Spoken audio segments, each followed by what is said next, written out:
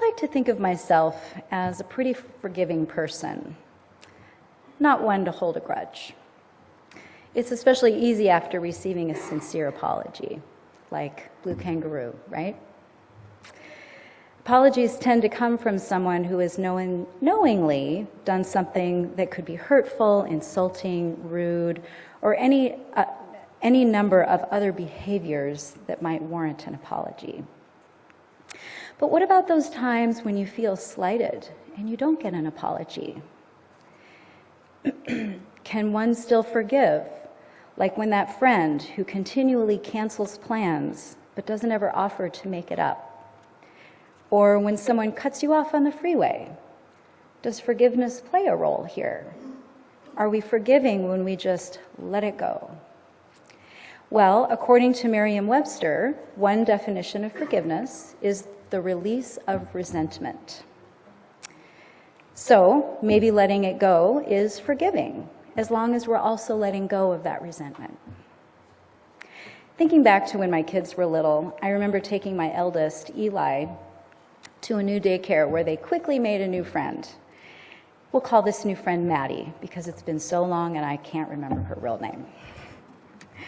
Maddie was energetic and bubbly, and she made Eli so happy when they were together. Except when Maddie got angry or frustrated, because she was a hitter. And when someone hurts our kids, come on parents, you're with me, right? When someone hurts our kids, Mama Bear and Papa Bear just start to come into the picture, right? So I so badly wanted to put that little girl in a timeout and give her a talking to. When I saw her and hit Eli one afternoon when I arrived at the daycare. But Maddie's mom saw it too, and she was mortified. She quickly apologized to Eli and talked to Maddie about the situation and was able to get Maddie to apologize.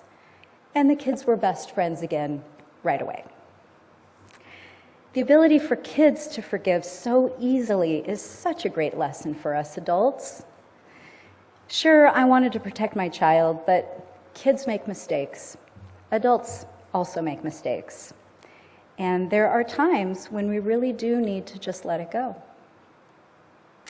It was always really important to me that our kids be sincere when they apologize to each other or to anyone else. And I'd make them try it again if their first apology didn't seem so genuine. My son, Zachary, reminded me, though, that while you can sound sincere during an apology, if you continue to repeat the offense, then you're demonstrating that maybe you really weren't sorry, and that ultimately you're not showing respect for that person. This came up after I apologized for something that I continued to do time and again. You see, when trying to get his attention, or anyone's attention really, I have this habit of putting my hand on the shoulder or an arm or a hand. I'm just kind of touchy-feely like that.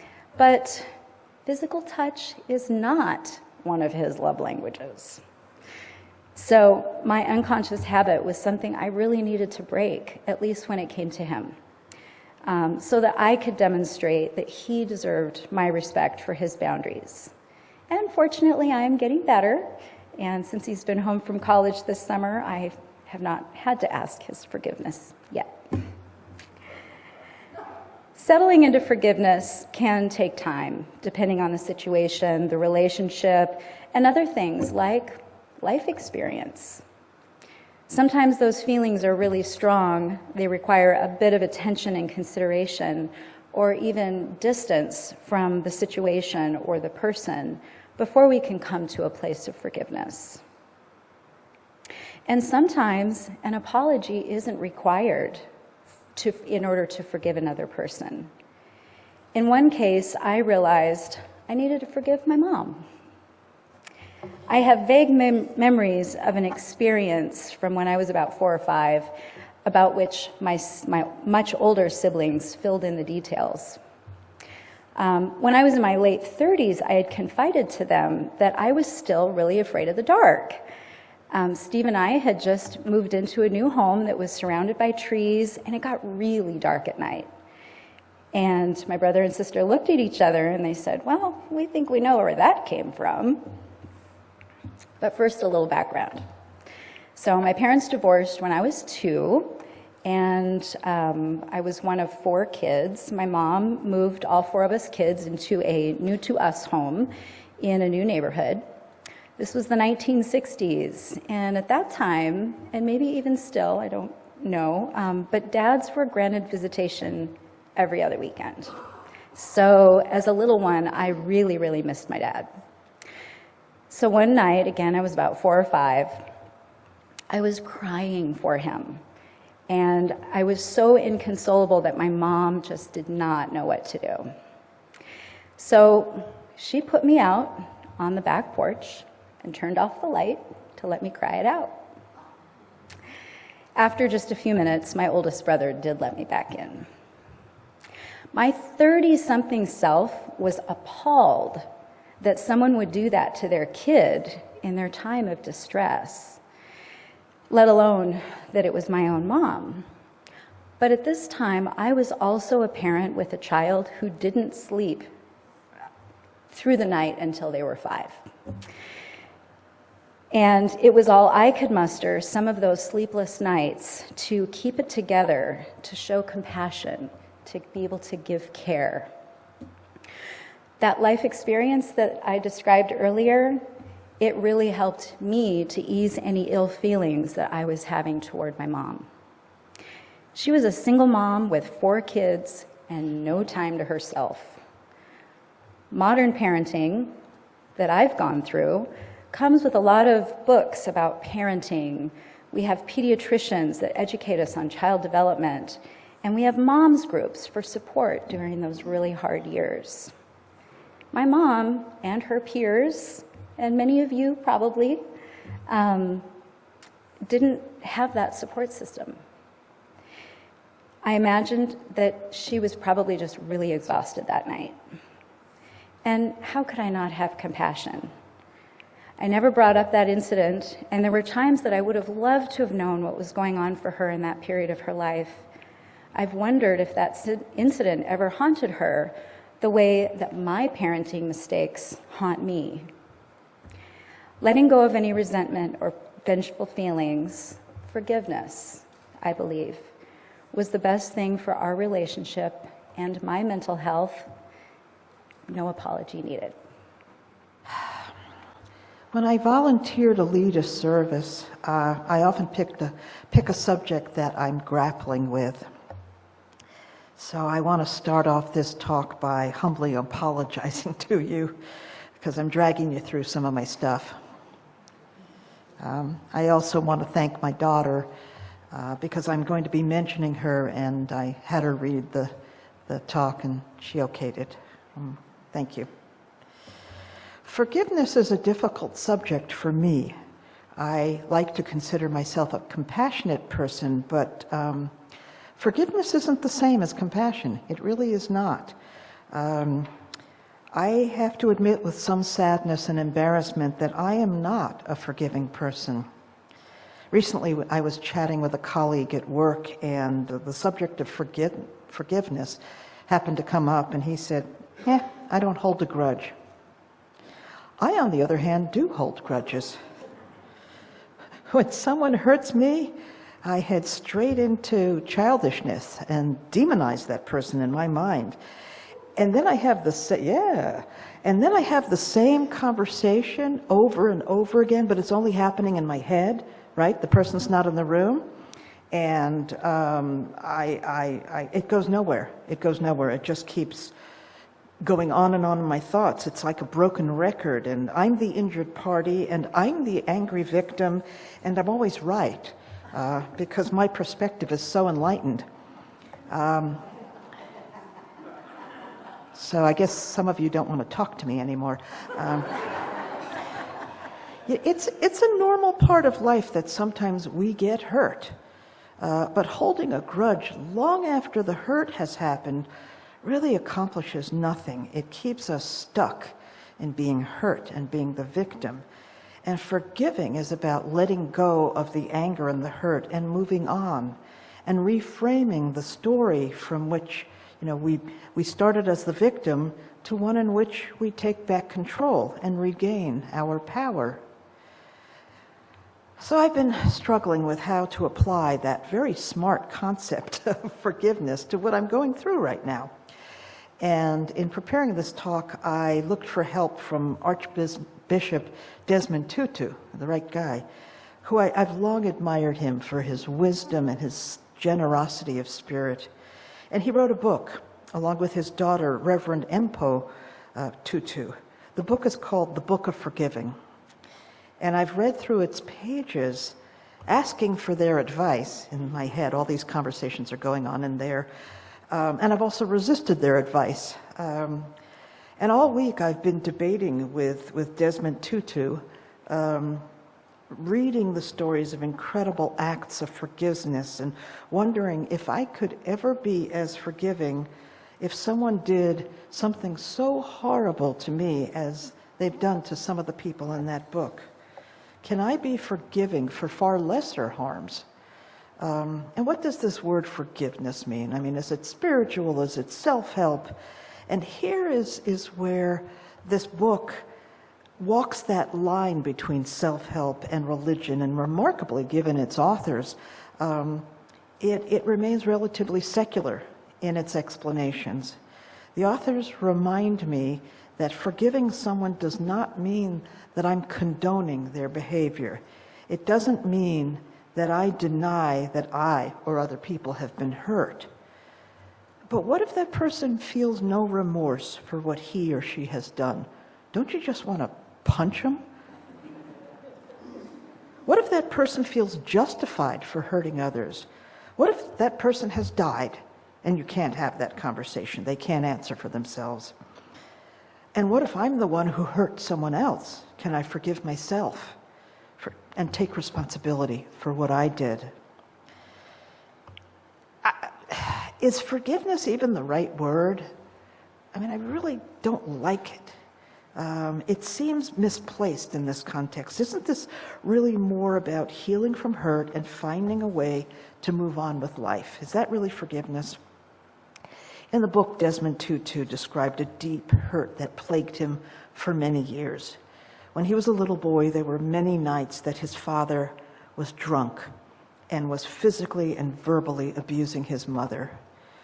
And he recalls the fear in his mother's eyes, and he can still feel the rage and the helplessness that he felt as a small child, incapable of stopping the violence against his mother, this gentle woman he loved dearly. And on some level, he wanted to hurt his father back. He wanted to stop this. And this reminds him of how difficult it is to truly, really forgive. He can grasp the concept of forgiveness intellectually. He can understand that his father was in a lot of pain. It was difficult for a black man in South Africa and black people generally during apartheid. The poverty, the racism, the daily insults to their pride and their sense of self-worth, they were egregious. And of course, Archbishop Tutu was forced to walk that same path himself. His faith tells him that God will forgive his father, but his question is, how do I forgive my father, truly forgive him?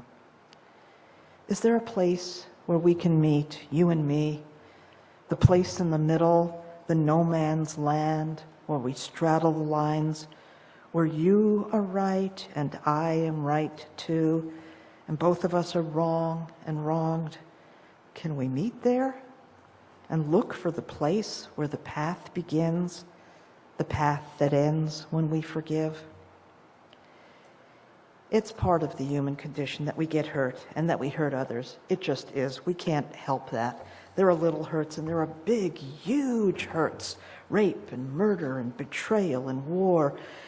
There are times when each of us has needed to forgive, times when each of us have needed to be forgiven. It's straightforward in a sense. The Tutus in this book describe what they call the fourfold path to forgiveness. And they break it down into 4 steps. The first step is that the victim of hurt must tell their story and face what happened to them and admit what happened. And the second step is that they have to name the pain. The third step, this is where I'm stuck, is forgiving the one who perpetuated the harm. And finally, step 4 is either renewing or releasing that relationship. But it's not simply a recipe, this forgiveness thing.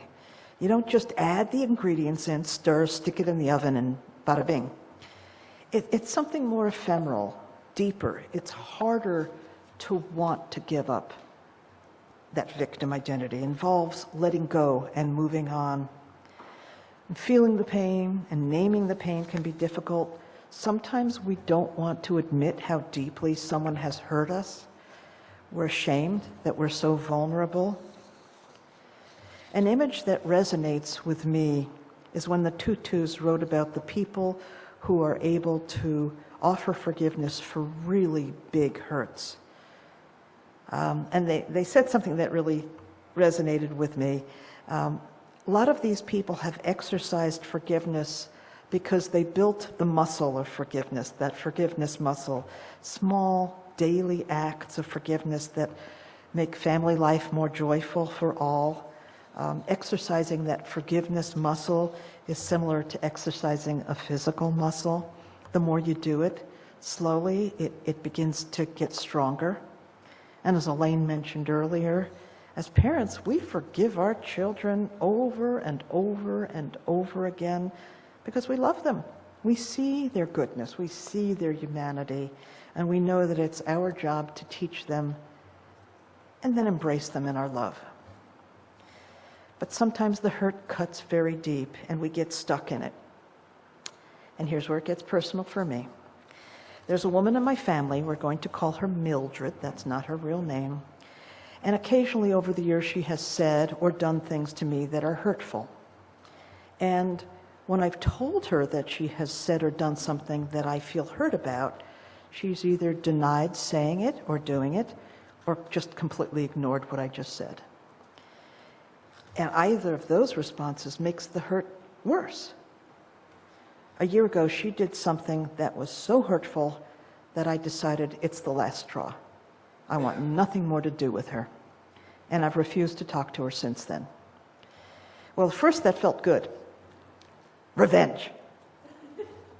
But of course, revenge has its costs. And the anger and resentment that I feel towards Mildred corrodes me from the inside out. It has left me stuck in a vicious cycle. She hurt me, so I tried to hurt her. I don't know that I did. It goes nowhere. There's no resolution. When we don't forgive, we stay tied to the painful experience. We don't allow ourselves to see the good in that person. But we also allow that person to have power over us. When we don't forgive, there's a part of us that doesn't grow. Forgiveness is a choice, and one that we will make over and over again in big ways and in small ways throughout our lives. Forgiveness can also be experienced as a widespread political and social thing. Archbishop Tutu recounts the troubled past of apartheid in South America, the violence, the horrific oppression. When apartheid finally ended, it felt like a miracle. But South Africans who are black could have chosen revenge, and it could have led to a bloody civil war. Instead, as a society, they chose forgiveness, which is truly miraculous. Archbishop Tutu served as the chair of a commission called the Truth and Reconciliation Commission, or TRC. It was a court-like body assembled in that country in 1996. They held hearings where people who had experienced terrible human rights violations could tell their story and be offered rehabilitation and reparation.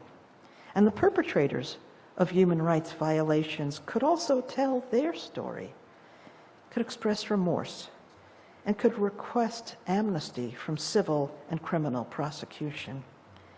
It was a very painful and heartbreaking process to go through, but it worked. Bloodshed was avoided, and South Africans started to heal their wounds. It's so inspiring to hear that a country can find it within themselves to take that path, because forgiveness is about healing ourselves and those around us. And we've heard about it in other contexts. Northern Ireland is a great example. I think the essence of forgiveness is to realize that we all have some brokenness, and we hurt each other out of that brokenness. To forgive is to see ourselves in others and them in us. Forgiveness helps us heal our hurt. It's a big concept. It's difficult to comprehend. It's even more difficult to truly feel and live. Here is my book of forgiving. The pages are well worn. Here are the places I struggled. Here are the places I passed through with ease. Here is my book of forgiving. Some of its pages are tear-stained and torn. Some are decorated with joy and laughter. Some of its pages are written with hope. Some are etched with despair. This is my book of forgiving. This book is full of stories and secrets. It tells how I finally broke free from being defined by injury and chose to become a creator again. Accepting that I am forgiving, offering forgiveness, creating a world of peace. So, back to my need to forgive Mildred. We've been family for many years. We've shared good times and bad. I respect a lot about her. She's been a devoted wife and mother, someone who's had a successful and meaningful career. I also see her weaknesses. She judges and criticizes pretty much everyone around her, and it gets ugly. I get the impression that Mildred thinks my values are silly, but I'm confident in my values and beliefs, so I can brush that off. What broke me was when my daughter was going through a very painful and difficult time. But rather than reaching out to my daughter to comfort her, Mildred called me to dig up dirt and acted as if my daughter's very painful experience was a joke. She was making fun of my daughter, of my treasure, my reason for being. And she was being cold and mean, and it wasn't mere ribbing. And that cut me to the bone. I can admit the hurt, and I can give it a name. Ironically, my daughter has forgiven Mildred. She's moved on, but I haven't. Where I'm stuck in the fourfold path is on step 3. And I think in order to take that step, the forgiving part, I have to turn to my spirituality.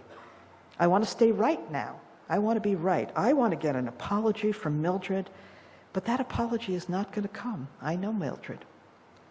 She can't admit that she did something hurtful to me and my daughter. So that's where faith comes in. My certainty that forgiveness is going to enable me to get closer to being the person I want to be, that it's going to propel me forward. It's not going to be the intellectual element that accomplishes forgiveness. It's not going to be reading the book. It has to be something more, something deeper, something that supports and energizes my sense of oneness with all, including the one who has harmed me. It's a big ask. And as I've prepared for that talk, this talk rather, I've been struggling with it. I was hoping I could get to it. I wish I could tell you I did. I haven't. So how am I going to forgive Mildred? It's not obvious. It doesn't proceed in the way I would expect. First, I tell my story, which I've done very publicly just now. And then I name the hurt. And then I recognize that both Mildred and I are broken, that we share a common human frailty. I will forgive Mildred, and then I will probably renew the relationship. I've forgiven in the past. I've experienced that sense of peace that comes when I have forgiven, and I can do it again. I'm beginning to understand that forgiveness is not allowing the past hurt to define my present or my future, which means that I will, at some point, have to stop trying to be right, trying to expect her to apologize. I will let go of that power that I've allowed Mildred to have over me to make me feel angry and sad. Yes, I was the victim of her hurt, but that was a while ago, and I'm so much more than that. I will take charge of me. I will not wallow forever in perpetual anger and sadness. I will accept Mildred as she is, and I will move on with my life. As I said, I'm not there yet, but I'm working on it.